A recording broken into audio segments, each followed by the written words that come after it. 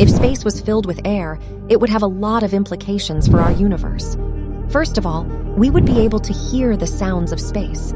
This includes things like supernova explosions, the solar wind, and even the movement of planets and stars. Second, the air would create drag on the motions of objects in space. This would mean that the planets would orbit the sun more slowly, and the moons would orbit their planets more closely. It would also make it more difficult for spacecraft to travel through space. Third, the air would make space much more dangerous. Objects in space would be constantly colliding with air molecules, which would cause them to heat up and burn. This would be a major problem for spacecraft, and it would also make it more difficult for astronauts to survive in space. It would be a very different universe, and it would be a much more dangerous place. But it would also be a much more interesting place, and we would be able to experience things that we can't even imagine.